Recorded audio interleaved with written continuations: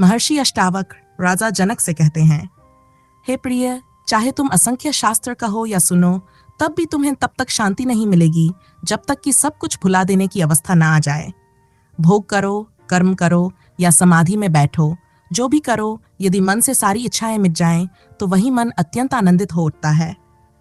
प्रयास करने वाला हर मनुष्य दुखी है, पर कोई इसे जानता नहीं। केवल इसी समझ से भाग्यशाली व्यक्ति पूर्ण शांति को प्राप्त करता है। जो व्यक्ति पल भर के लिए भी कर्तापन से मुक्त हो जाता है, वही सच्चे विश्राम का आनंद जानता है, जो किसी और को उपलब्ध नहीं। जब मन ये विचार छोड़ देता है कि ये किया और ये नहीं किया, तब वह धर्म, अर्थ, काम और मोक्ष चारों से उदासीन हो जाता है। विषयों से घृणा करने वाला विरक्त है और विषयों में लिप्त रहने वाला रागी है। पर जो ना ग्रहण करता है, ना त्याग, वही ना रागी है ना विरक्त, वही वास्तव में मुक्त है। चलिए अब इन सूत्रों को गहराई से समझते हैं। अष्टावक्र कहते हैं, अनेक शास्त्रों को तू जितना चाहे कह ले या सुन ले, पर जब तक सब भूल नहीं जाता, शांति नहीं मिलेगी, स्वास्थ्य नहीं मिलेगा। स्मृति जब तक मन पर लटक रही है, मन का आसमान विचारों से भरा है, तब तक शांति कहाँ? क्योंकि विचार ही तो अशांति हैं। कोई संसार के विचारों में उलझा है, कोई परमात्मा के विचारों में।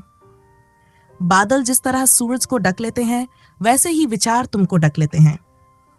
बादल का कोई धर्म नहीं होता, विचार भी वैसे ही हैं, बस ढक देते हैं। जब विचार बहुत घने हो जाते हैं, तुम खुद को नहीं जान पाते, और खुद को जाने बिना स्वास्थ्य कैसे मिलेगा?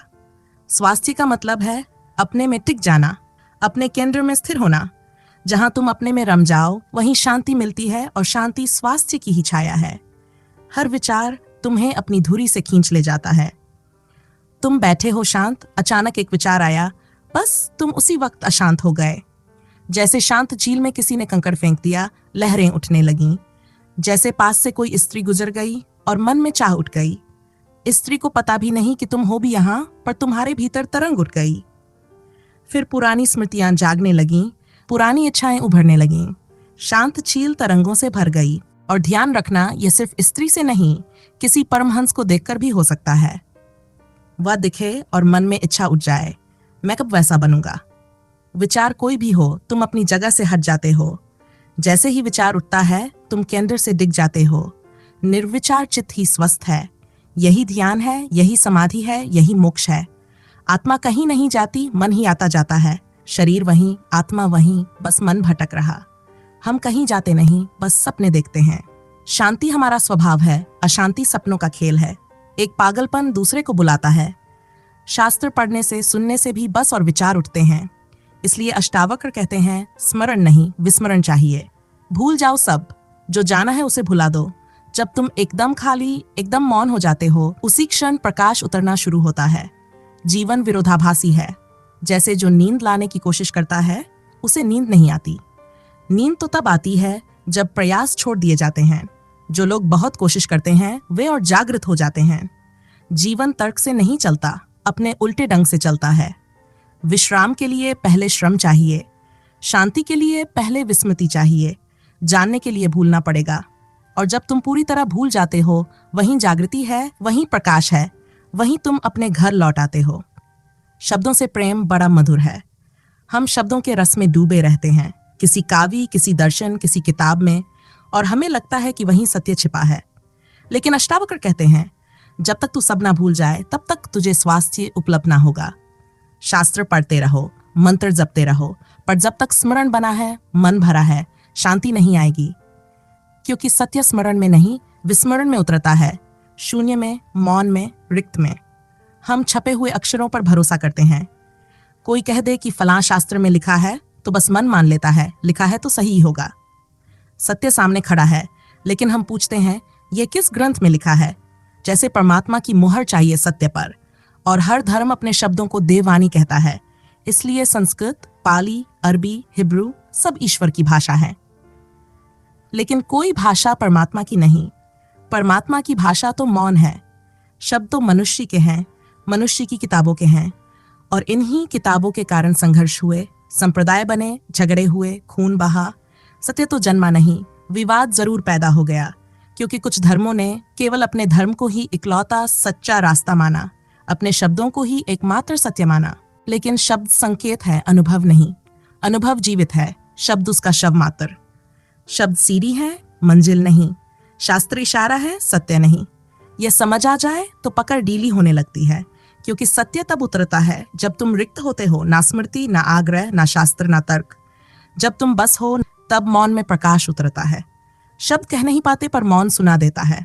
इसलिए अष्टावक्र कहते हैं, भूल जाओ सब, और उसी शून्य में, उसी मौन में तुम्हारा वास्तविक अस्तित्व चमक उठता है। वहीं स्वास्थ्य है, वहीं शांति है, वहीं सत्य का उदय। जैसे सीधे डंडे को पानी में डालो तो वह टेढ़ा दिखता है, नियम विज्ञान का होगा, लेकिन सच्चाई यही है कि माध्यम बदलते ही रूप बदल जाता है। सत्य को शब्द में डालते ही हिंदू, मुसलमान, ईसाई, जैन जैसे संप्रदाय बन जाते हैं। सत्य एक था, शब्द में आते ही बढ़ गया। शब्द से मुक्ति नहीं, उलझन पैदा होती है। अब आप कह सकते हो कि परमात्मा ही सब कुछ है, तो शब्द भी उसी के हैं, लेकिन छाया पकड़ने से मूल नहीं मिलता। छाया तुम्हारी ही है, ये कह देना पर्याप्त नहीं। छाया पकड़ते रहोगे तो थक जाओगे। मूल को पकड़ो तो छाया अपने आप आ जाएगी। यही संकेत है, निशब्द को पकड़ लो, शब्द अपने आप समझ में आने लगेंगे। शास्त्र सत्य तक नहीं ले जाते, लेकिन जो सत्य को पा लेता है उसके लिए हर शास्त्र गवाही बन जाता है। सत्य का स्वाद मिल गया तो गीता, कुरान, धम्मपद सब एक स्वर में लगते हैं। शास्त्रों का असली आनंद तब है जब अनुभव हो चुका होता है। नहीं तो पढ़ने से सिर्फ बोझ बढ़ता है, उलझन बढ़ती है, तर्क बढ़ते हैं, प्रकाश नहीं। महामुनियों ने शास्त्र इसलिए नहीं लिखे कि हम उन्हें रटें और विद्वान बन जाएं। उन्होंने इसलिए लिखे कि जब मार्ग पर डर लगे, अनुभव नया लगे, तो तुम्हें भरोसा मिले कि जो तुम्हें मिल रहा है वह भ्रम नहीं, किसी की कल्पना नहीं, वही राह पहले भी किसी ने चली है। शास्त्र सहारा है, लक्ष्य नहीं। अगर मैं तुम्हें जानती हूं तो तुम्हारी तस्वीर को भी पहचान लूंगी, लेकिन केवल तस्वीर देखकर तुम्हें जान लूंगी ये जरूरी नहीं, क्योंकि तस्वीर स्थिर है, आदमी बदलता रहता है। एक ही चेहरे की कई तस्वीरें अलग अलग एंगल से लो तो तुम कहोगे ये सब अलग लोग हैं। कभी तुमने महसूस किया होगा, चाहे शास्त्र पढ़कर तुम कितने ही ज्ञानी बन जाओ, चाहे भोग कर लो, कर्म कर लो, यहां तक कि समाधि ही क्यों ना पा लो, फिर भी भीतर कोयलीपन रह जाता है। मन कहता है अभी कुछ बाकी है, जैसे कोई प्यास है जो बुझी नहीं, जैसे कोई घर है जिसके बाहर खड़े हो, दरवाजा मिला नहीं। अष्टावक्र कहते हैं, भोग, कर्म, समाधि सब कर लो, लेकिन जब तक भीतर की आकांक्षा, स्वयं होने की प्यास नहीं बुझती, तब तक असली स्वास्थ्य नहीं आता। मन चाहे कितना शांत दिखे, विचार थोड़े धीमे पड़ जाएं, लेकिन अगर स्मृति अभी बची है, अगर पहचानें, संस्कार, मान्यताएं ये सब जीवित हैं, तो सच्चा मौन नहीं आया। पतंजलि भी कहते हैं, सविकल्प समाधि, जहां मन शांत लग सकता है, शरीर स्थिर बैठ सकता है, पर भीतर अभी शब्द है, विचार है, धर्म है, पहचाने हैं। हिंदू अभी हिंदू है, मुसलमान अभी मुसलमान, क्योंकि अभी मन ने खुद को छोड़ा नहीं, और हम अक्सर खुद को धोखा दे लेते हैं। भोजन कम कर लिया, इंद्रियां दबा दी, पहाड़ों पर चले गए और लगता है वासना खत्म हो गई, लेकिन यह गर्मी में नदी सूख जाने जैसा है। बरसात आएगी, नदी फिर बह उठेगी। ऐसे ब्रह्मचर्य नहीं आता। संयम भूख मिटाने से नहीं आता, बोध से आता है। जब समझ जागती है तो वासना अपने आप गिर जाती है। तब चाहे भीड़ में रहो या अकेले, भोजन जैसा भी हो, कोई फर्क नहीं पड़ता। ध्यान में भी लोग तरकीबें ढूंढ लेते हैं। थोड़ी देर सांस रोक ली, विचार रुक गए, शांति लगने लगी, पर यह शांति जड़ता की है। जैसे मूर्ख को कोई चिंता नहीं, इसलिए नहीं कि वह ज्ञानी है, बस उसके भीतर कुछ चल नहीं रहा। यह समाधि नहीं, ये एक तरह की नींद है। सच्ची समाधि तो वहां है जहां सब विचार चले जाते हैं, जहां स्मृति गिर जाती है, जहां पहचानें टूट जाती हैं, जहां तुम बस हो, बिना किसी प्रयत्न के, बिना किसी अभ्यास के, जहां बोध इतना गहरा हो कि इच्छा की जड़ ही सूख जाए। सच्चा संन्यास वह नहीं जो भागकर जंगल में जाता है। सच्चा ब्रह्मचर्य वह नहीं जो डर से स्त्री को ना देखे। सच्ची समाधि वह नहीं जो सांस रोक कर मिले।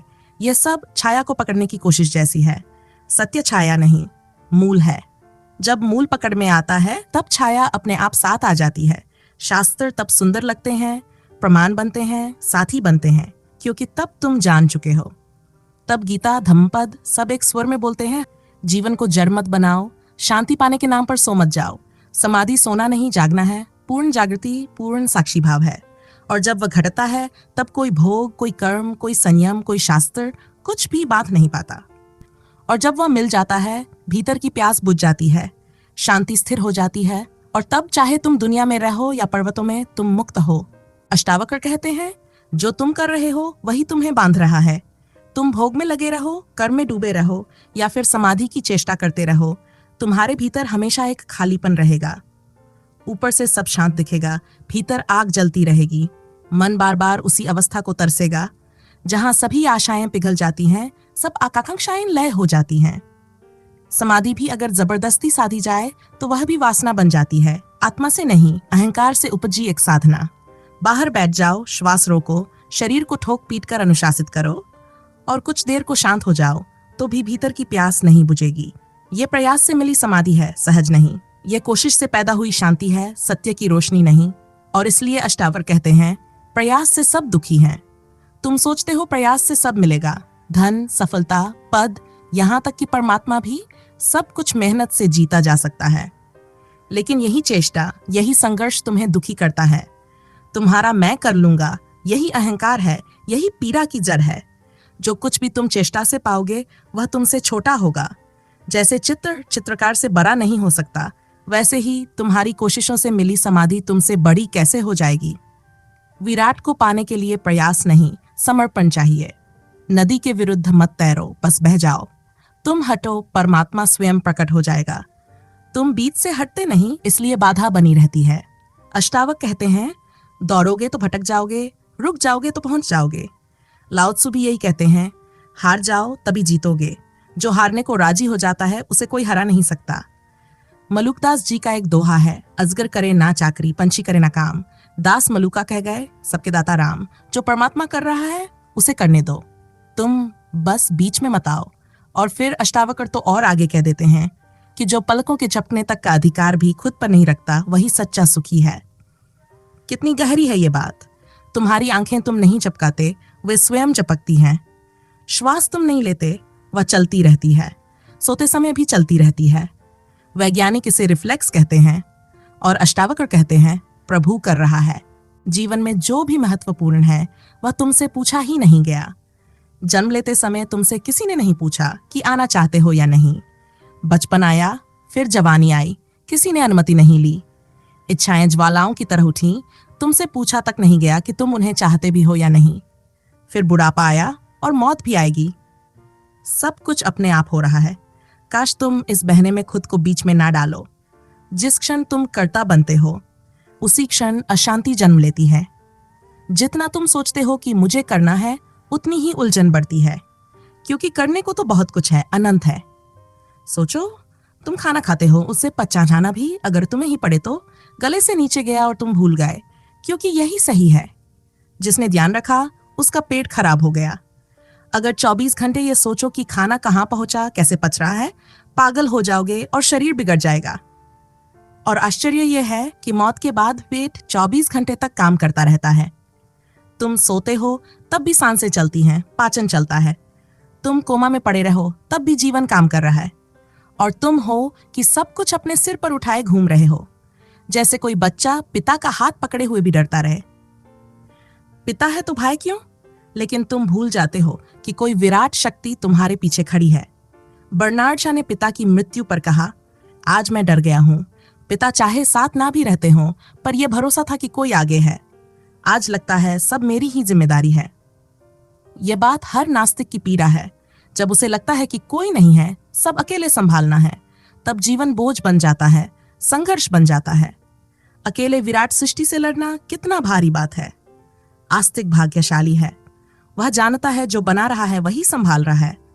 जिसने हमें जन्म दिया है वही एक दिन उठा ले जाएगा, उसी की सांसें हैं, उसी की धड़कन है। फिर चिंता कैसी? बस इतना भरोसा, इतनी समर्पण की भावना ही मुक्ति है। खुद को बीच से हटा लो। नदी बह रही है, बहो साथ में। प्रभु कर रहा है, उसे करने दो। तुम बस मौन साक्षी बन जाओ।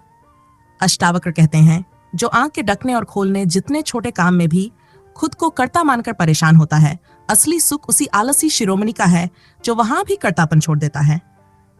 ये आलस्य की महिमा नहीं है जो तुम समझते हो। ये तुम्हारा आलस्य नहीं है जिसमें तुम सिर्फ काम से बचते हो, जी चुराते हो, लेकिन मन में कर्तापन भरा रहता है। यह उस शख्स की बात है जिसने काम ही नहीं छोड़ा और कर्ता का अहंकार भी छोड़ दिया। कई लोग काम छोड़कर बैठ जाते हैं, पर भीतर चिंता चलती रहती है। ऐसा आलस्य साधना नहीं, बीमारी है। सच तो यह है कि जो कुछ नहीं करता वह ज्यादा चिंतित रहता है। बूढ़े लोग देखे हैं, काम के समय तक संतुलित थे, जैसे ही काम छूटा चिंता शुरू हो गई। रस्किन ने लिखा है, मैंने जिन लोगों को सबसे ज्यादा खुश देखा वे वही थे जो काम में इतने डूबे थे कि उन्हें यह सोचने तक की फुर्सत नहीं थी कि वे सुखी हैं या दुखी। लेकिन यहाँ अष्टावक्र काम में डूबने की बात नहीं कर रहे। वे कह रहे हैं, यदि काम करते हुए भी तुम कर्ता को छोड़ दो, वही असली विश्राम, वही सच्चा आनंद है। आलसी शिरोमणि मतलब समझो जिसने कर्म नहीं छोड़ा बल्कि कर्ता को छोड़ा। जैसे मकान में बिजली का बल्ब हो, बल्ब जलता है पर खुद नहीं जलता, शक्ति कहीं और से आती है। कर्तापन को जो छोड़ दे वही है असली आलसी शिरोमणि। उसने सब परमात्मा पर छोड़ दिया। अब जो करवाए अच्छा, जो ना करवाए अच्छा। ना कोई चिंता, ना कोई पकड़, ना कोई मांग, बस समर्पण। ये आलस्य नहीं, यह अहंकार का विसर्जन है, यही मुक्ति है। अष्टावक्र कहते हैं, जब मन यह भूल जाए कि यह किया गया, यह नहीं किया गया, तब वह धर्म, अर्थ, काम और मोक्ष चारों से उदासीन हो जाता है। यह अंतिम अवस्था है, क्योंकि फिर कुछ करना ही नहीं रह जाता। ना वासना की तृप्ति, ना स्वर्ग की लालसा, यहाँ तक कि मोक्ष की भी चाह नहीं रहती। जो कहे हो गया तो ठीक, ना हुआ तो भी ठीक, वही सरल चित्त है, वही मुक्त है, जिसको कोई निमंत्रण ही नहीं छूता, ना वासना का, ना स्वर्ग का, ना मुक्ति का, वही वास्तव में मोक्ष को पा चुका है। अष्टावक्र कहते हैं, विषय का द्वेषी विरक्त है, विषय का लोभी रागी है, और जो ना ग्रहण करता है ना त्याग, वही सच्चा वितराग है। समझो, यहाँ 3 अवस्थाएं हैं। एक भोगी जो विषय में बधा है, दूसरा योगी जो विषय से भागा हुआ है, तीसरा उससे भी पार, जहां ना आसक्ति है ना विरक्ति। किसी का धन में मोह था, बरसों खूब धन कमाया, फिर एक दिन घृणा हो गई, धन छोड़ भाग गया। अब धन को बिच्छू समझने लगा। पहले प्रेम में बधा था, अब घृणा में। पर बंधन तो बंधन है। लोहे की जंजीर भी बांधती है, सोने की भी। बस सोने की जंजीर सुंदर लगती है, इसलिए तोड़ने का मन नहीं करता। भोग भी बांधता है, योग भी बांधता है। जो ना भोग में है ना भागने में, वही मुक्त है। ऐसे व्यक्ति को शास्त्रों की भी जरूरत नहीं है, क्योंकि उसके भीतर सत्य है। शास्त्र तो बस संकेत है। वेद, उपनिषद, गीता अद्भुत साहित्य है, पर वे सत्य नहीं, सत्य की दिशा है। जैसे कोई पाकशास्त्र की किताब पढ़कर सोच ले कि खाना बन गया। पढ़ने से खाने नहीं बनता, आग जलानी पड़ती है, व्यवस्था करनी पड़ती है, इसलिए पढ़ो, पर शब्दों में ना अटक जाना। सद्गुरु वही जो भीतर जगाए, शास्त्र वही जो अपने आत्मा से जोड़ दे। सत्य तो स्वयं में ही है, इसलिए बाहर मत भटको, भीतर उतर जाओ। विषय का द्वेषी विरक्त होता है, विषय का लोभी रागी होता है, लेकिन जो ना ग्रहण करता है ना त्याग, वही ना रागी है ना विरक्त, वही वीतराग है, वही सत्य को उपलब्ध है। इस वचन पर मनन करना, ध्यान करना। कबीर ने कहा है, जाको राखे साया मार सके ना कोय, बाल न बांका कर सके जो जग वैरी होए। सब कुछ परमात्मा पर छोड़ दो। जब तुम नहीं छोड़ते तब भी वही संभालता है, और जब तुम छोड़ दोगे तब भी वही रखवाला है। फर्क इतना है कि तुम छोड़ दोगे तो चिंता मिट जाएगी, हृदय हल्का हो जाएगा। तुम अपनी तरफ से योजनाएं मत बनाना, जो वह करवाए वही करना है। इसका मतलब ये नहीं कि चादर ओढ़कर लेट जाना है। अगर वही कहे लेटने को तो ठीक, लेकिन तुम अपनी तरफ से मत कहना अब तो कुछ करना ही नहीं है। कई लोग आते हैं और कहते हैं, समझ गए अष्टावक्र को, अब कुछ करना नहीं है। अगर वाकई समझ गए तो करने को बहुत है, पर कर्ता होने को कुछ नहीं है। अगर ऐसे पूछो कि अब तो आराम करें, ध्यान क्यों करें, तो समझ लेना तुम आलसी हो रहे हो, पच रहे हो। ये सूत्र आलसियों के लिए नहीं, आलस्य शिरोमणियों के लिए हैं। उनके लिए जो कहते हैं हम करता नहीं रहे। जब करता नहीं रहते तो परमात्मा बहुत कुछ करवाता है, फिर करने में उत्सव है, रस है। तब तुम बांस की पोंगरी हो, जैसे कबीर ने कहा, वह गाये तो गीत, वह मौन हो तो मौन। यही श्री कृष्ण अर्जुन से कहते हैं, निमित्त मात्र हो जा। अर्जुन भागना चाहता था जंगल की ओर, कर्म छोड़ना चाहता था। कृष्ण कहते हैं, कर्म मत छोड़, बस करता मत रह, युद्ध से मत भाग। अगर वही युद्ध करवा रहा है तो होने दे। तू ना करेगा तो कोई और करेगा, तेरे हाथ नहीं उठेंगे तो दूसरे के होंगे। तुम्हें कर्म छोड़ना नहीं है, कर्ता भाव छोड़ना है। जैसे ही कर्तापन गिरता है, जीवन शांत हो जाता है, सहज हो जाता है, स्वस्थ हो जाता है। तो आज इस वीडियो में इतना ही। आशा है आप अब आलस को छोड़ आलस्य शिरोमणि बनने पर ध्यान देंगे। फिर मिलेंगे अगली वीडियो में। धन्यवाद।